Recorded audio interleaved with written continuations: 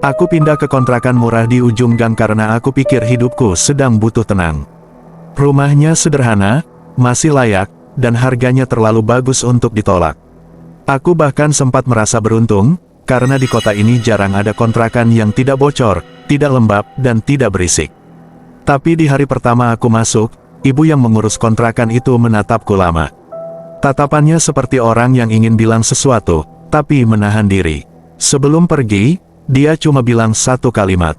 Kalau dengar suara dari belakang rumah, jangan ditengok. Aku tertawa waktu itu. Aku pikir itu hanya cara orang tua menakut-nakuti penyewa baru. Aku tidak tahu, kalimat itu bukan peringatan biasa. Kalimat itu adalah batas terakhir.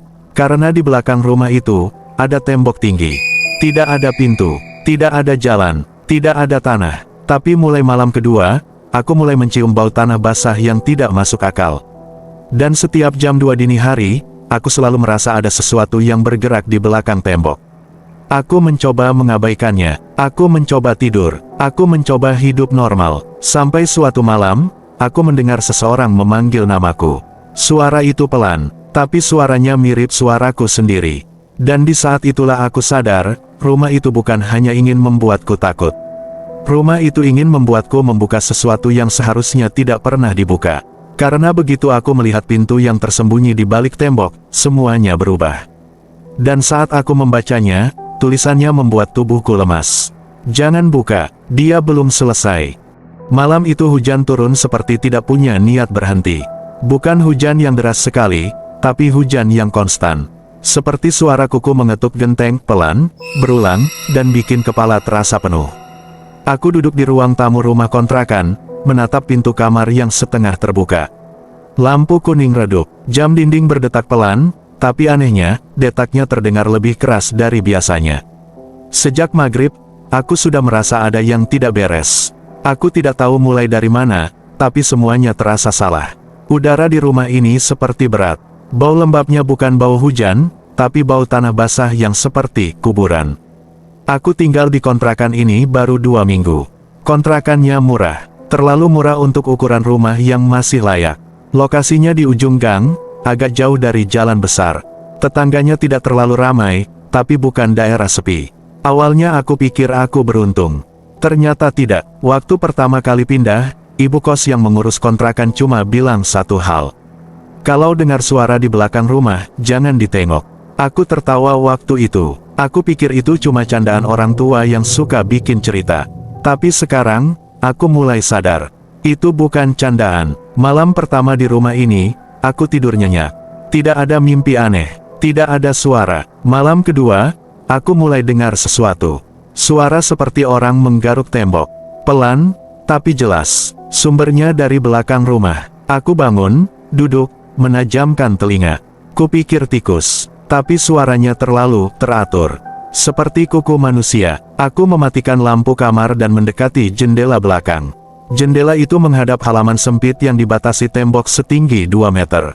Aku menahan napas. Tidak ada apa-apa, gelap, tapi tiba-tiba, suara garukan itu berhenti. Dan di saat yang sama, terdengar suara pelan, seperti bisikan. Jangan, aku membeku. Aku yakin itu cuma pikiranku. Aku menutup jendela, mengunci rapat, lalu kembali ke kasur. Aku menarik selimut sampai ke dagu dan mencoba tidur lagi. Tapi sejak malam itu, aku mulai sulit tidur. Karena setiap jam 2 dini hari, suara itu datang lagi. Garukan, bisikan, dan langkah kaki. Hari ketiga, aku coba mengalihkan pikiran. Aku bekerja seperti biasa, pulang sore, makan, lalu menonton YouTube sampai mengantuk. Aku sengaja menyalakan lampu ruang tamu terang. Aku tidak mau rumah ini gelap. Jam 11 malam, hujan turun lagi. Aku menutup semua pintu dan jendela, lalu masuk kamar. Aku mematikan lampu. Aku mencoba tidur. Jam 2 dini hari, aku terbangun. Kali ini bukan karena suara garukan, tapi karena suara napas. Ada yang bernapas di dekat telingaku. Napas yang berat, pelan, seperti orang tua yang lelah. Aku tidak berani bergerak. Aku tidak berani membuka mata. Seluruh tubuhku seperti dipaku. Aku cuma bisa mendengar napas itu. Dan tiba-tiba napas itu berhenti. Dalam hening yang menakutkan, terdengar suara pelan. Bukan bisikan, bukan dari belakang rumah, Tapi dari dalam kamar, aku pulang. Darahku terasa dingin. Aku ingin menjerit, tapi tenggorokanku seperti terkunci. Aku memaksa membuka mata. Kamar gelap, tidak ada siapa-siapa. Tapi, pintu kamar yang tadi kututup rapat, sekarang terbuka sedikit. Dan dari celah pintu itu, aku melihat sesuatu. Bayangan, bukan bayangan manusia berdiri, tapi bayangan, seperti orang merangkak. Perlahan, sangat perlahan, menuju kamar. Aku menutup mata lagi. Aku menahan napas. Aku berkata dalam hati, ini mimpi. Ini mimpi. Ini mimpi. Tapi suara gesekan di lantai membuktikan semuanya nyata. Seperti telapak tangan basah yang menyeret tubuh. Aku merasa kasurku sedikit turun. Seperti ada yang naik ke atasnya. Di ujung kakiku, aku menggigil. Aku memaksa tubuhku bergerak. Aku harus lari. Aku harus nyalakan lampu. Aku membuka mata dan langsung duduk. Dan di ujung kasur, ada kaki. Bukan kaki normal. Kakinya panjang, kurus, kulitnya pucat seperti kain basah. Dan di ujungnya, kuku-kuku hitam yang panjang. Kaki itu diam, tapi aku tahu. Dia sadar aku melihatnya. Aku langsung loncat dari kasur, lari ke pintu kamar, dan menyalakan lampu ruang tamu. Lampu menyala, terang. Aku menoleh ke belakang. Kamar kosong, kasurku rapi. Tidak ada siapa-siapa. Aku terengah-engah. Tanganku gemetar. Aku merasa seperti orang gila. Aku berdiri di ruang tamu sampai subuh, tidak berani tidur. Pagi harinya, aku memutuskan untuk bertanya pada tetangga. Aku tidak bisa terus begini. Aku menemui ibu-ibu yang sering duduk di depan rumah sebelah, menjemur pakaian. Aku menyapa. Dia menatapku lama, seperti menilai sesuatu. Baru pindah ya, tanyanya. Aku mengangguk. Aku menelan ludah. Bu, mau tanya, di belakang rumah saya, itu sebenarnya ada apa? Wajah ibu itu berubah. Dia tidak langsung menjawab. Dia menurunkan jemurannya pelan, lalu mendekat. Mas, kamu jangan main-main sama rumah itu. Aku merinding. Saya, nggak main-main, Bu. Saya cuma dengar suara, malam-malam. Ibu itu menghela napas. Lalu dia berkata pelan, dulu yang tinggal di situ, mati. Aku menahan napas. Mati gimana, Bu? Ibu itu melirik kanan-kiri, memastikan tidak ada orang lain mendengar. Dia, dikubur di belakang rumah. Aku merasa dunia berhenti sebentar. Aku memaksa tertawa kecil. Ah, masa, Bu? Ibu itu menatapku tajam. Mas, kamu percaya atau enggak, itu terserah. Tapi kalau jam 2 kamu dengar suara, jangan ditengok. Jangan buka pintu. Jangan jawab kalau ada yang manggil. Aku diam. Aku ingin bertanya lagi, tapi ibu itu sudah kembali menjemur pakaian, seolah percakapan barusan tidak pernah terjadi. Aku pulang ke rumah dengan langkah berat. Di tengah perjalanan, aku baru sadar sesuatu. Ibu itu bilang, dikubur di belakang rumah. Padahal di belakang rumahku, tidak ada tanah, hanya tembok. Sore itu, aku memeriksa belakang rumah. Halaman sempit, tembok tinggi, tidak ada pintu, tidak ada jalan, tapi di sudut kiri, ada bagian tembok yang berbeda. Warnanya lebih gelap, seperti pernah ditambal. Aku mendekat, aku menyentuh tembok itu. Dingin, basah, dan saat aku menempelkan telinga, aku mendengar suara, bukan garukan, bukan langkah, tapi tawa pelan dari balik tembok. Seperti orang menahan ketawa. Hihihihihi. Aku mundur cepat. Tanganku gemetar. Aku kembali ke dalam rumah. Aku mengunci semua pintu. Aku duduk di ruang tamu sambil memegang ponsel. Aku ingin menelepon seseorang. Tapi siapa? Aku tidak punya keluarga dekat di kota ini. Teman-temanku juga tidak akan percaya. Aku menatap jam. Jam menunjukkan pukul 19.40. Masih lama menuju jam 2. Tapi perutku sudah mulas. Aku merasa malam ini akan lebih buruk. Jam 11 malam, listrik mati. Seluruh rumah gelap. Aku berdiri di tengah ruang tamu, panik. Aku menyalakan senter ponsel. Hujan masih turun. Di luar, gang gelap. Tidak ada suara orang. Tidak ada suara motor. Hanya hujan. Dan jam dinding yang masih berdetak. Aku ingin keluar, tapi pintu depan terasa seperti menolak. Entah kenapa aku merasa, kalau aku keluar, aku tidak akan bisa masuk lagi. Aku duduk di sofa, senter ponsel mengarah ke lantai. Aku menunggu. Jam 2 dini hari semakin dekat. Aku tidak sadar kapan aku mulai mengantuk. Kepalaku berat, mataku turun. Dan tiba-tiba, aku mendengar suara dari dapur. Suara piring bergeser. Aku langsung bangun. Senter ponselku genggam erat. Aku menyorot ke arah dapur. Gelap, tapi di ambang pintu dapur ada sesuatu berdiri. Aku tidak langsung bisa mengenali bentuknya, karena yang terlihat duluan adalah rambut. Rambut panjang menjuntai menutupi wajah. Tubuhnya kurus, tangannya panjang, dan dia berdiri membungkuk, seolah tulangnya tidak bisa menahan badan. Aku terpaku. Aku ingin lari, tapi kakiku tidak bisa bergerak. Senter ponsel menyorot tepat ke arahnya. Dan perlahan, dia mengangkat kepalanya. Rambutnya bergeser sedikit. Aku melihat wajahnya. Wajah itu bukan wajah manusia. Matanya besar, hitam, tidak ada putihnya. Mulutnya terlalu lebar, dan ketika dia tersenyum, giginya rapat seperti gigi ikan. Dia membuka mulut, dan berkata pelan, "Kamu, lihat aku." Aku menelan ludah. Aku mencoba bicara. Siapa, kamu?" Dia tertawa pelan, lalu dia melangkah maju. Satu langkah, dan dalam satu langkah itu, tubuhnya seperti memanjang, seolah-olah jarak antara dia dan aku tidak berarti. Dia sudah ada di depan sofa. Sangat dekat, aku bisa mencium bau tanah basah dari tubuhnya. Dia menunduk, wajahnya hanya beberapa senti dari wajahku. Dan dia berbisik, "Di belakang tembok ada pintu." Aku gemetar. "Jangan, jangan." Dia tersenyum lebih lebar. "Buka." Dan tiba-tiba, lampu menyala lagi. Listrik kembali. Ruangan terang. Aku menoleh cepat ke depan. Kosong. Tidak ada siapa-siapa. Aku berdiri terhuyung. Aku memegang kepala. Aku hampir muntah. Tapi di lantai depan sofa, ada sesuatu. Jejak. Jejak tangan basah. 5 jari. Dan jejak itu mengarah ke belakang rumah. Aku tidak tidur sampai pagi. Aku duduk di ruang tamu, menatap tembok belakang rumah dari dalam. Setiap kali aku menutup mata, aku teringat wajah itu.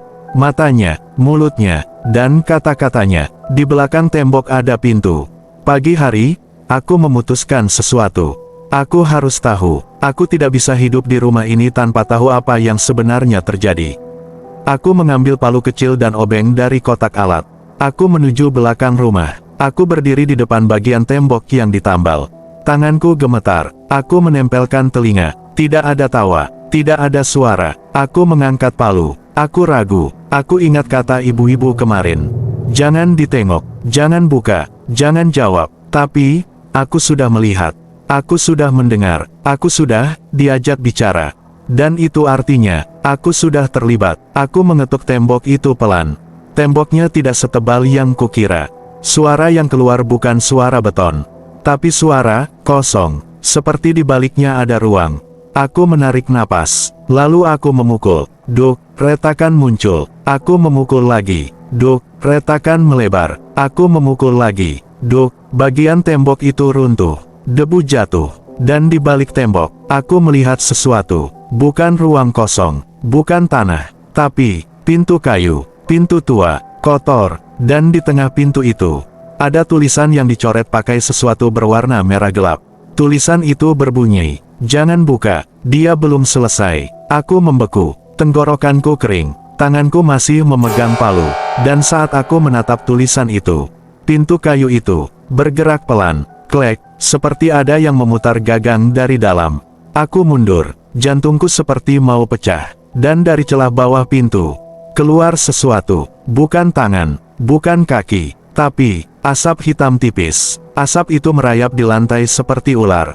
Dan dari balik pintu, terdengar suara. Suara yang sangat pelan, tapi jelas. "Mas." Aku membeku. Itu suara manusia, suara laki-laki, dan suaranya mirip suaraku sendiri. Aku mundur beberapa langkah dari pintu itu, tapi pandanganku seperti ditarik untuk tetap menatapnya. Udara di belakang rumah terasa lebih dingin dari biasanya, bukan dingin hujan, tapi dingin yang membuat kulit seperti ditusuk pelan. Pintu kayu itu tidak terbuka penuh. Ia hanya bergerak sedikit, seperti ada yang menguji apakah aku masih berdiri di sana atau tidak. Lalu semuanya diam. Aku menelan ludah, mencoba menenangkan diri. Aku ingin pergi, menutup lubang tembok itu, lalu berpura-pura tidak pernah melihat apapun. Tapi ada sesuatu yang lebih kuat dari rasa takut.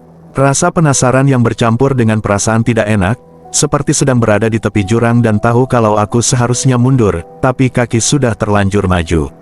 Aku menatap tulisan di pintu.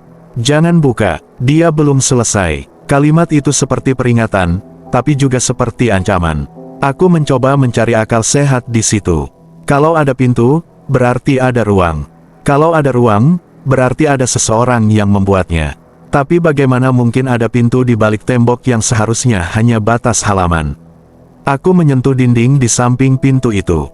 Permukaannya lembab, seolah tembok itu sudah lama menahan sesuatu yang tidak seharusnya ada di sana. Aku menarik napas panjang, lalu menatap gagang pintu. Gagangnya bukan gagang biasa, itu seperti gagang pintu rumah tua yang sudah berkarat. Di atasnya ada bekas goresan-goresan kecil, seperti bekas kuku. Aku menahan diri untuk tidak menyentuhnya. Aku memutuskan untuk kembali masuk ke rumah. Aku ingin menutup lubang tembok itu sementara, atau setidaknya mencari sesuatu untuk menghalanginya.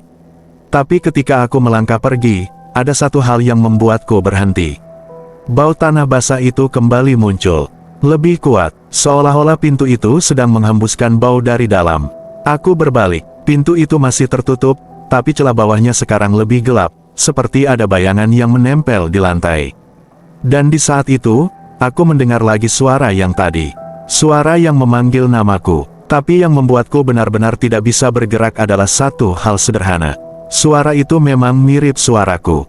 Terlalu mirip. Cara mengucapkannya, tekanan pada huruf terakhir, bahkan nada pelannya. Seolah-olah aku sedang mendengar rekaman suaraku sendiri dari tempat yang tidak seharusnya. Aku menutup mulut dengan tangan. Aku memaksa diriku kembali ke dalam rumah dan menutup pintu belakang. Aku mengunci semua yang bisa dikunci. Lalu aku duduk di ruang tamu, mencoba mengatur napas. Aku tidak tahu harus melakukan apa. Aku tidak berani membuka pintu itu, tapi aku juga tidak yakin pintu itu akan tetap diam kalau aku memilih untuk mengabaikannya. Hari itu aku tidak pergi kerja. Aku mengirim pesan singkat ke atasan, bilang aku sakit. Sakit itu memang nyata, tapi bukan sakit tubuh. Aku merasa kepalaku berat, perutku mual, dan pikiranku seperti dipenuhi kabut. Aku menatap rumah itu dari dalam. Ruang tamu, dapur, kamar, semuanya terlihat sama. Tapi perasaan yang menempel di setiap sudutnya sudah berubah. Seolah rumah ini bukan tempat tinggal, tapi tempat menunggu. Menunggu aku melakukan kesalahan. Siang hari, aku kembali menemui ibu-ibu tetangga yang kemarin bicara padaku. Aku berdiri di depan rumahnya, tapi kali ini aku tidak bisa berpura-pura santai. Aku menanyakan hal yang paling penting. Bu, yang dikubur di belakang rumah itu siapa? Ibu itu menatapku lama, wajahnya tidak terlihat terkejut, seolah pertanyaanku adalah sesuatu yang sudah ia tunggu. Mas sudah lihat pintunya? Iya. Aku tidak menjawab, aku hanya mengangguk pelan. Ibu itu menarik napas, lalu mempersilakan aku duduk di bangku kecil depan rumahnya. Ia tidak langsung bicara. Ia menatap jalan gang, seperti takut ada yang mendengar. Lalu ia berkata pelan, yang mati itu dulu penyewa juga. Namanya Ardi. Nama itu membuatku mengernyit. Ardi, nama yang terdengar biasa. Ibu itu melanjutkan, Ardi tinggal di situ cuma sebulan. Orangnya pendiam, kerjaannya malam. Katanya kerja di percetakan, tapi nggak ada yang tahu benar atau tidak. Yang jelas, dia jarang keluar siang. Aku menelan ludah. Terus dia mati kenapa? Ibu itu menatapku lagi, kali ini dengan mata yang lebih berat. Dia hilang dulu. 3 hari, warga cari, polisi datang, tapi nggak ketemu. Terus seminggu setelah itu, bau busuk mulai tercium dari belakang rumah. Dari tembok, aku memejamkan mata. Aku bisa membayangkan itu. Ibu itu melanjutkan, waktu tembok dibongkar, mereka nemu pintu. Sama seperti yang Mas lihat. Dan mereka nemu Ardi di dalam. Aku merasa punggungku dingin. Di dalam pintu itu, ibu itu mengangguk. Di dalam ruang kecil, gelap, kakinya patah, tangannya penuh luka, mulutnya seperti habis digigit. Aku memegang lututku sendiri. Aku tidak sanggup membayangkan. Tapi yang paling bikin orang takut, kata ibu itu, adalah bukan cara dia mati, tapi yang ditemukan di dinding ruang itu. Aku menatap ibu itu. Apa? Ibu itu menelan ludah. Ada tulisan. Banyak. Ardi nulis pakai darah. Dia nulis satu kalimat terus-menerus sampai memenuhi tembok. Aku menunggu. Ibu itu menatapku tajam. Kalimat yang ia ucapkan berikutnya membuatku seperti kehilangan napas. Dia nulis, aku bukan Ardi. Aku bukan Ardi. Aku bukan Ardi. Aku terdiam lama. Aku tidak tahu harus merespons apa. Aku hanya bisa bertanya pelan. Terus, setelah itu pintunya ditutup lagi. Ibu itu mengangguk. Warga takut. Polisi bilang itu tempat orang nyiksa. Tapi nggak ada jejak orang lain. Nggak ada sidik jari. Nggak ada jalan masuk selain pintu itu. Padahal pintunya ada di balik tembok. Aku meremas jari-jari tanganku. Terus pintu itu siapa yang bikin, Bu? Ibu itu menggeleng. Nggak ada yang tahu. Tapi setelah Ardi mati, rumah itu kosong lama. Sampai akhirnya disewakan lagi. Aku menatap lantai. Aku baru sadar satu hal. Bu, Ardi itu mati berapa tahun lalu? Ibu itu menjawab pelan. 2 tahun. 2 tahun. Bukan puluhan tahun. Bukan cerita zaman dulu. Ini baru. Dan pintu itu masih ada. Aku berdiri perlahan. Aku tidak ingin duduk lebih lama di sana. Ibu itu memegang pergelangan tanganku sebelum aku pergi. Mas, saya cuma mau bilang satu hal. Kalau Mas sudah lihat pintu itu, berarti Mas sudah dipilih. Ardi juga dulu begitu. Dia dengar suara. Dia penasaran. Dia buka. Aku menelan ludah. Apa yang ada di dalamnya, Bu? Ibu itu tidak menjawab. Ia hanya menatapku dengan wajah kosong. Seolah pertanyaan itu adalah sesuatu yang tidak boleh diucapkan. Aku pulang ke rumah dengan langkah berat. Aku tidak ingin kembali, tapi aku juga tidak punya tempat lain. Di depan pintu kontrakan, aku berhenti sebentar. Ada perasaan seperti seseorang sedang berdiri di belakangku, menatap punggungku. Aku tidak menoleh. Aku masuk, mengunci pintu, lalu duduk di ruang tamu. Aku mencoba menyalakan televisi agar rumah ini tidak terlalu sunyi. Tapi televisi hanya menampilkan layar hitam. Aku mencoba ganti saluran. Tetap hitam. Aku menekan tombol volume. Tidak ada suara. Aku menatap layar itu lama. Dan perlahan, di layar hitam itu muncul pantulan. Bukan pantulanku. Pantulan seseorang berdiri di belakangku. Aku langsung menoleh. Tidak ada siapa-siapa. Aku kembali menatap televisi. Pantulan itu masih ada. Kali ini lebih jelas. Seorang laki-laki. Tubuhnya kurus. Wajahnya pucat. Matanya kosong. Dan ia tersenyum. Senyumnya bukan senyum ramah. Senyumnya seperti orang yang akhirnya menemukan sesuatu yang lama hilang. Aku mematikan televisi. Tanganku gemetar. Aku berdiri dan mundur. Lalu aku mendengar suara dari dalam rumah. Bukan dari belakang tembok. Bukan dari luar. Tapi dari arah kamar. Suara itu memanggil lagi. Dengan suaraku sendiri. Masuk. Aku berdiri terpaku. Aku menatap pintu kamar yang setengah terbuka. Di balik pintu itu gelap. Dan ada satu hal yang membuatku merasa benar-benar tidak aman. Di lantai, dari celah pintu kamar, terlihat garis hitam tipis. Seperti ada cairan merembes dari dalam. Aku menelan ludah. Aku tidak bergerak. Aku hanya berdiri dan menatap. Lalu dari dalam kamar, suara itu berkata lagi, lebih pelan. Kamu bukan kamu. Aku memejamkan mata. Aku mencoba menolak. Aku mencoba berkata dalam hati kalau semua ini hanya ketakutan. Tapi tubuhku tahu itu nyata. Aku berjalan pelan menuju kamar. Setiap langkah terasa berat. Aku berhenti di depan pintu. Aku menatap ke dalam. Gelap. Aku mengangkat tangan untuk menyalakan lampu kamar. Dan saat lampu menyala, aku melihat sesuatu di dinding kamar. Tulisan. Tulisan yang baru. Tulisan itu seperti digores pakai sesuatu tajam.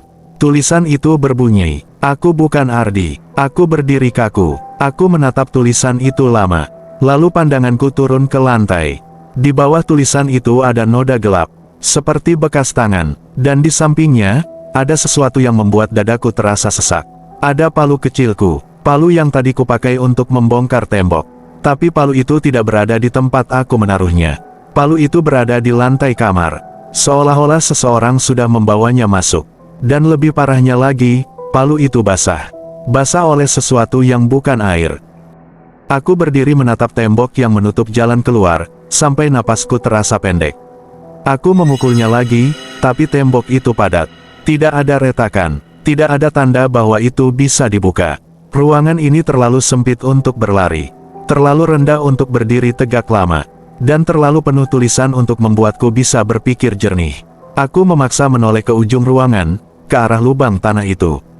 Lubangnya tidak besar, tapi cukup untuk memasukkan kepala. Tanah di sekelilingnya basah, seperti baru digali. Dari sana keluar bau yang lebih tajam daripada bau hujan. Aku tidak ingin mendekat, tapi aku juga tidak punya pilihan lain. Aku melangkah pelan. Semakin dekat, semakin jelas aku melihat bahwa tanah di dalam lubang itu tidak diam. Ada sesuatu di bawahnya, seperti dada yang naik turun. Seperti seseorang terkubur hidup-hidup. Aku berdiri di tepi lubang itu.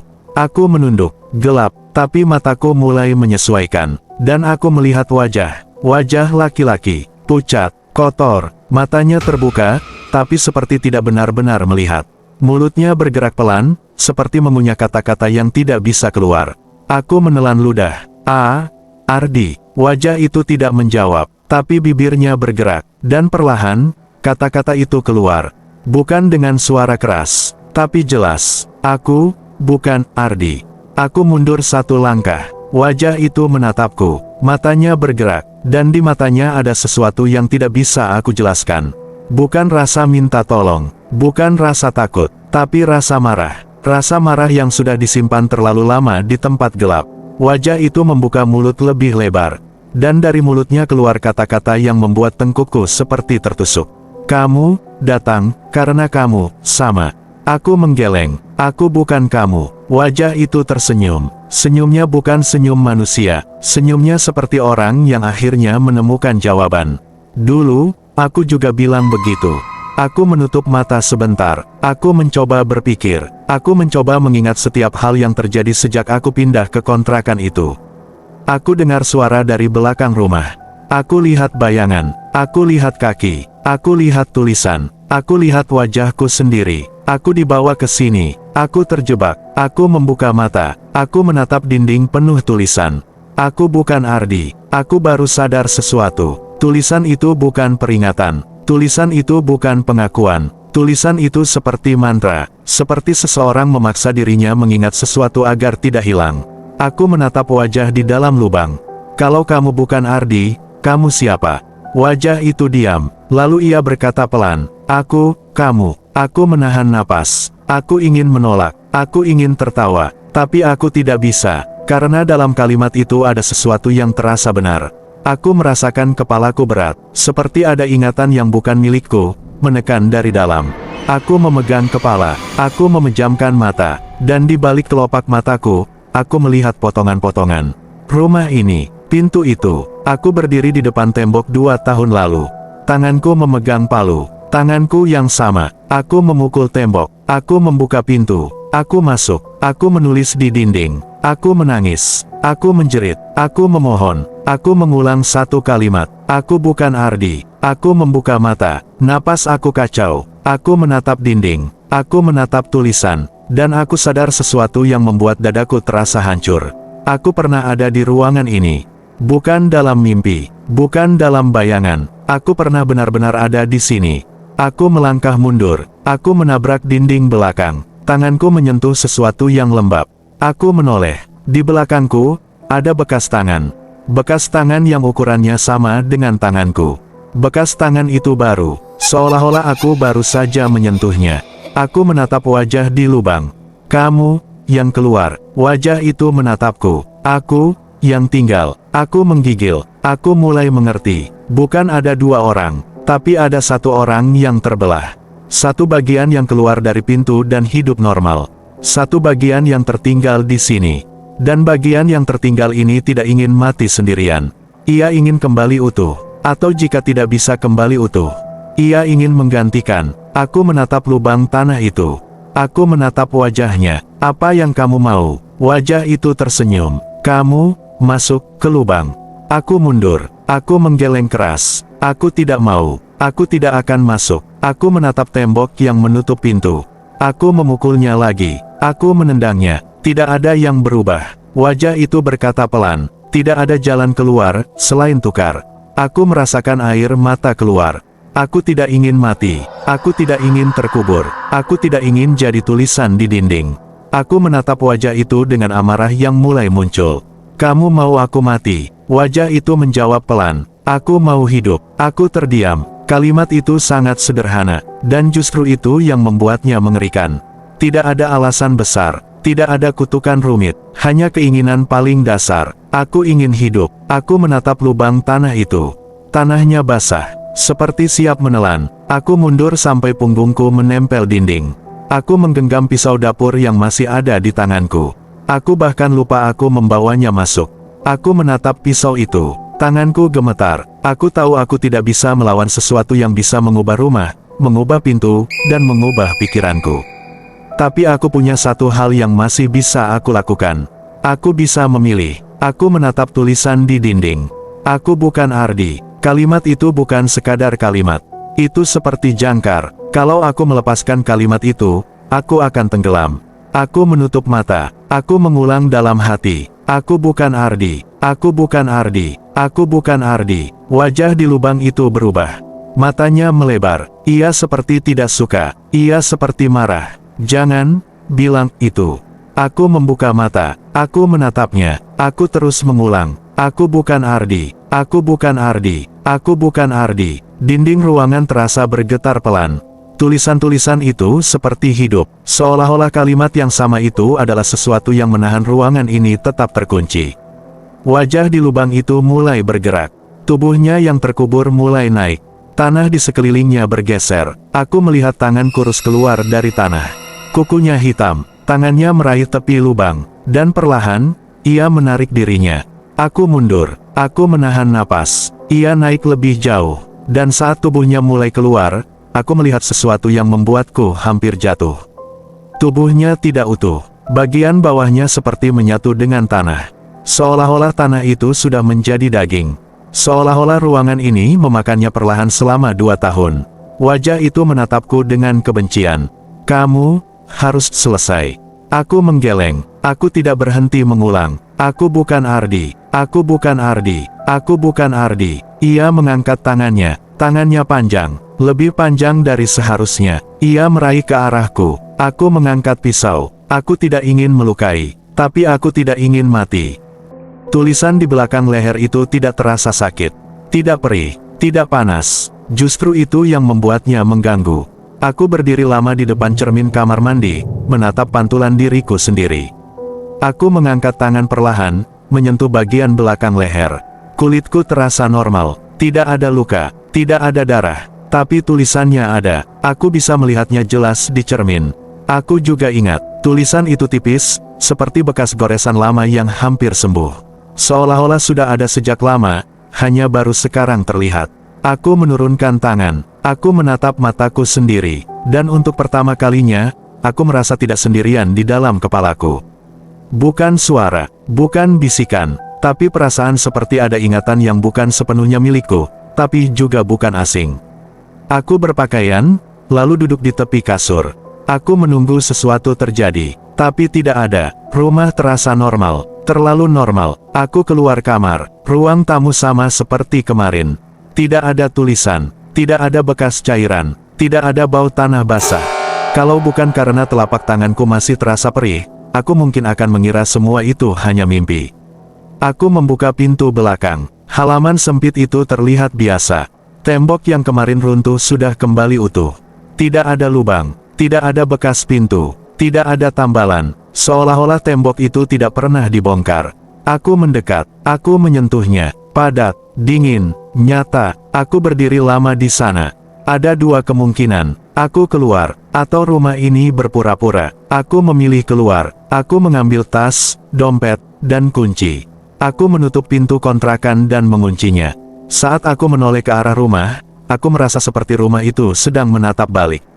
Bukan dengan mata, tapi dengan ingatan. Aku berjalan ke ujung gang. Aku tidak ingin menoleh ke belakang. Tapi saat aku melewati rumah ibu-ibu tetangga itu, langkahku melambat sendiri. Dia sedang duduk di bangku kecil seperti biasa, menjemur pakaian, seolah-olah tidak pernah terjadi apapun. Dia menoleh ke arahku, tatapannya berhenti di leherku. Aku melihat perubahan kecil di wajahnya. Bukan terkejut, bukan takut, tapi seperti orang yang akhirnya melihat sesuatu yang ia tunggu. Kamu keluar juga akhirnya, katanya pelan. Aku berhenti, aku menatapnya. Bu, kataku, suaraku kering, ibu tahu aku akan ke sana. Dia tidak menyangkal, dia menurunkan pakaiannya, lalu menatapku lebih serius. Kamu ingat sekarang, ya? Bukan pertanyaan, pernyataan. Aku menelan ludah. Ibu tahu itu bukan Ardi. Dia tersenyum tipis. Ardi cuma nama, biar gampang ditutup. Aku mengepalkan tangan. Ibu ikut nutup tembok itu. Dia mengangguk pelan. Kalau tidak ditutup, yang keluar lebih banyak. Aku menatapnya. Kamu tahu berapa orang sebelum kamu yang masuk ke situ, lanjutnya, dan tidak kembali utuh. Aku merasakan tekanan di kepala. Potongan-potongan ingatan muncul. Wajah-wajah yang tidak kukenal, tapi terasa dekat. Orang-orang yang tinggal di rumah itu sebelum aku. Mereka datang, mereka dengar, mereka lihat, mereka buka, dan mereka tinggal sebagian. Apa yang ada di balik pintu itu sebenarnya? Tanyaku. Ibu itu menatap gang. Tempat sisa, jawabnya. Tempat orang-orang yang tidak selesai. Tidak selesai bagaimana? Tidak selesai hidup, tidak selesai mati. Aku menarik napas panjang, dan ibu membiarkan rumah itu disewakan. Dia menatapku, karena rumah itu butuh orang. Aku merasakan marah. Untuk apa? Untuk menahan yang di dalam. Aku terdiam. Ibu itu melanjutkan. Setiap orang yang tinggal di situ, membawa dirinya sendiri. Kalau dia kuat, dia keluar. Kalau tidak, dia tinggal sebagian. Aku mengingat wajah di lubang tanah itu. Aku hampir tinggal, kataku. Dia mengangguk. Tapi kamu ingat, aku menatapnya tajam. Ibu tahu cara keluar. Dia menghela napas. Ada 3 cara. Aku menunggu, lupa, tukar, atau ingat sepenuhnya. Aku mengepalkan tangan. Berapa orang yang berhasil ingat? Dia terdiam lama, lalu menjawab, kamu yang pertama. Kalimat itu tidak membuatku bangga. Justru membuat dadaku berat. Kalau begitu, kataku, kenapa masih ada sisa di dalam? Ibu itu menatap mataku. Karena yang kamu tinggalkan di sana bukan orang lain. Aku terdiam. Dia kamu yang tidak mau kamu akui. Lanjutnya. Takutmu, marahmu, bagian yang ingin lari. Aku menelan ludah. Apa dia akan keluar lagi? Ibu itu mengangguk pelan. Kalau kamu lupa, aku meraba belakang leherku. Tulisan itu terasa seperti peringatan. Aku juga ingat. Apa yang harus aku lakukan? Tanyaku. Ibu itu berdiri. Dia mendekat. Dia berbisik pelan. Hidup. Aku menatapnya. Hidup yang benar. Jangan pura-pura. Jangan numpuk. Jangan kabur. Aku menghela napas. Kalau aku gagal, dia menatap rumah kontrakan itu. Rumah itu selalu buka. Aku berbalik. Aku berjalan menjauh. Aku tidak menoleh lagi. Hari-hari berikutnya, aku tidak kembali ke kontrakan itu. Aku pindah. Aku bekerja. Aku makan. Aku tidur. Semuanya terlihat normal. Tapi kadang, di saat-saat tertentu, aku merasa pikiranku seperti terbagi 2. Satu bagian menjalani hari, satu bagian mengamati, mengingatkan, dan setiap kali aku mencoba menghindar dari sesuatu, leherku terasa gatal. Seperti tulisan itu bergerak. Suatu malam, beberapa minggu kemudian, aku berdiri di depan cermin lagi. Aku membuka kerah bajuku. Tulisan itu masih ada, tapi sekarang bertambah 1 baris kecil di bawahnya. Tulisan itu berbunyi, kita masih satu. Aku menutup mata. Aku menarik napas. Aku tahu ini belum selesai. Bukan di rumah itu, tapi di dalam diriku. 3 bulan setelah aku pindah, aku mulai percaya semuanya sudah selesai. Aku tidak lagi mencium bau tanah basah di malam hari. Aku tidak lagi terbangun jam 2. Aku bisa bekerja tanpa merasa seperti ada yang mengawasi dari belakang. Aku bahkan sempat tertawa kecil saat menyadari betapa jauh aku berusaha melupakan kontrakan itu. Dan mungkin, disitulah kesalahanku. Karena aku lupa satu hal yang sudah dikatakan ibu tetangga. Rumah itu selalu buka, bukan pintunya, tapi ingatannya. Malam itu aku pulang agak larut. Kota sedang ramai karena hujan baru saja reda. Jalanan masih basah, lampu-lampu toko memantul di aspal, dan udara terasa dingin. Aku naik ke kamar kos baruku, mandi, lalu rebahan. Aku menatap langit-langit. Aku mencoba tidur. Di tengah rasa mengantuk, aku merasakan leherku gatal. Gatal yang tidak biasa. Aku mengangkat tangan dan menggaruknya pelan. Kulitnya terasa normal, tapi gatal itu tidak hilang. Aku bangun, berdiri, lalu berjalan ke cermin. Aku mengangkat kerah bajuku. Tulisan di belakang leher itu masih ada. Aku juga ingat, di bawahnya, kita masih satu. Aku menatapnya lama, lalu aku melihat ada satu garis baru yang sangat tipis. Seperti baru digores. Aku mendekat. Kalimat baru itu pendek. Hari ini kamu lupa. Aku menahan napas. Aku tidak merasa lupa, aku tidak merasa melakukan sesuatu yang salah. Aku menjalani hidup biasa, aku bekerja, aku makan, aku pulang, aku tidur. Tapi saat aku menatap tulisan itu, ingatan kecil mulai muncul. Bukan tentang rumah kontrakan, tapi tentang aku sendiri. Aku mulai mengingat bagaimana aku sering menahan marah. Bagaimana aku sering pura-pura baik-baik saja. Bagaimana aku sering menunda sesuatu yang harusnya aku selesaikan. Bagaimana aku sering memilih diam ketika seharusnya bicara. Aku menatap cermin, aku menatap mataku sendiri, dan tiba-tiba aku sadar. Yang dimaksud lupa bukan lupa rumah itu. Yang dimaksud lupa adalah lupa diriku sendiri. Aku duduk di tepi kasur. Aku menutup wajahku dengan kedua tangan. Aku menarik napas panjang. Aku mencoba mengingat semua hal yang selama ini aku kubur. Dan di saat aku mulai mengingat, rasa gatal itu mereda. Aku membuka tangan. Aku menatap kamar. Kamar kosku normal. Tidak ada apapun yang aneh. Tapi ada satu hal kecil yang membuat dadaku terasa dingin. Di lantai, dekat pintu kamar, ada noda tanah. Tanah basah. Aku berdiri pelan. Aku mendekat. Noda tanah itu bukan satu. Ada beberapa, seperti jejak. Jejak kecil, telanjang. Seperti jejak kaki anak-anak. Jejak itu mengarah ke sudut kamar. Aku menatap sudut kamar itu. Tidak ada pintu. Tidak ada lubang. Tidak ada tembok yang retak. Hanya dinding putih. Aku berdiri lama. Aku menelan ludah. Aku tidak ingin melakukan kesalahan. Aku tidak ingin panik. Aku tidak ingin lari. Aku ingat apa yang aku tulis di dinding ruangan itu. Aku ingat. Aku tidak akan lupa. Aku berjalan pelan ke sudut kamar. Aku menempelkan telapak tangan ke dinding. Dindingnya dingin. Aku memejamkan mata. Aku berkata dalam hati. Aku ingat semuanya. Aku membuka mata. Tidak ada yang berubah. Aku menarik napas lega. Aku mulai berpikir mungkin itu hanya tanah yang terbawa dari sepatu. Mungkin aku berlebihan. Mungkin pikiranku masih trauma. Aku kembali ke kasur. Aku berbaring. Aku menutup mata. Dan di saat aku hampir tertidur, ponselku menyala. Ada pesan masuk. Nomor tidak dikenal. Aku menatap layar. Pesannya hanya satu kalimat. Aku sudah pindah rumah. Aku menelan ludah. Tanganku dingin. Aku membuka pesan itu lagi, memastikan aku tidak salah baca. Aku sudah pindah rumah. Aku membalas. Siapa ini? Tidak ada balasan. Aku menunggu. Beberapa menit. Lalu pesan kedua masuk. Kamu dulu yang buka pintu. Aku menutup mulut. Aku tidak tahu harus membalas apa. Aku menatap layar ponsel. Lalu pesan ketiga masuk. Sekarang aku tinggal di kamu. Aku mematikan layar ponsel. Aku menutup mata. Aku mencoba menolak. Aku mencoba berkata pada diriku sendiri bahwa ini hanya permainan orang iseng. Tapi aku tahu, tidak ada orang iseng yang tahu tentang pintu itu. Tidak ada orang iseng yang tahu tentang tulisan di belakang leherku. Aku berdiri. Aku berjalan cepat ke cermin. Aku mengangkat kerah bajuku lagi. Tulisan itu berubah. Baris paling bawah yang tadi berbunyi, "Hari ini kamu lupa, sekarang diganti." Kalimatnya menjadi, "Besok kamu lupa lagi." Aku menatap tulisan itu lama. Aku merasakan amarah. Bukan amarah pada rumah itu. Bukan amarah pada pintu itu. Tapi amarah pada diriku sendiri. Karena aku sadar, selama ini aku memang hidup setengah.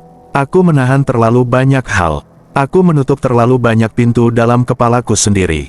Dan bagian yang tertinggal di ruangan itu, bagian yang marah, bagian yang takut, bagian yang ingin hidup tanpa beban, menemukan celah.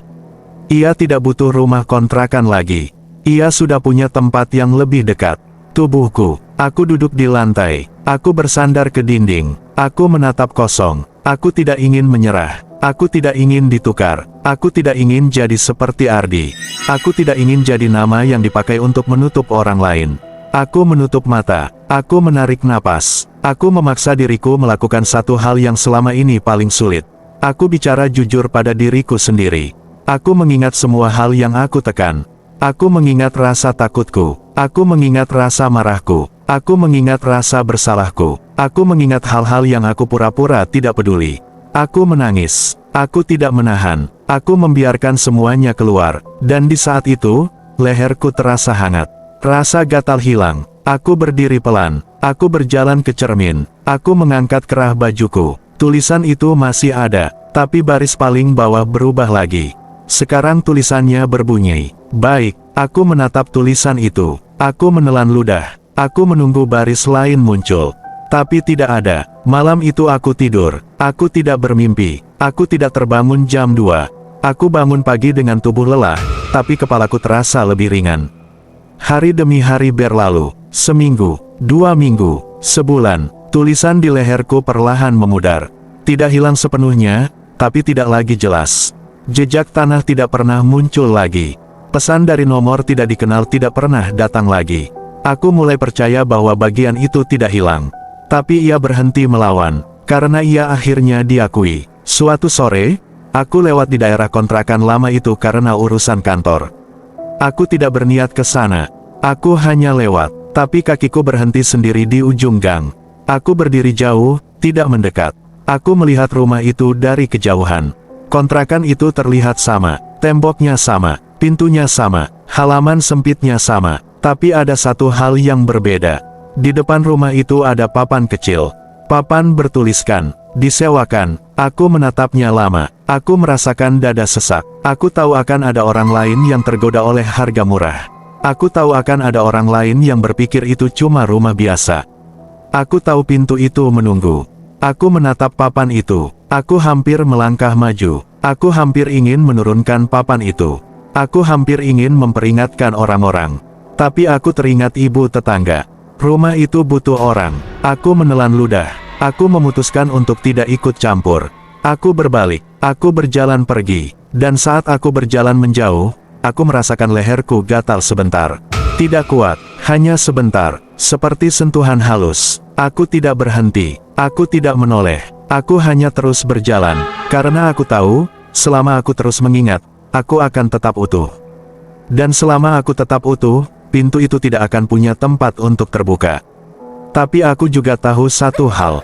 Pintu itu tidak hilang. Pintu itu hanya menunggu orang lain yang memilih hidup setengah.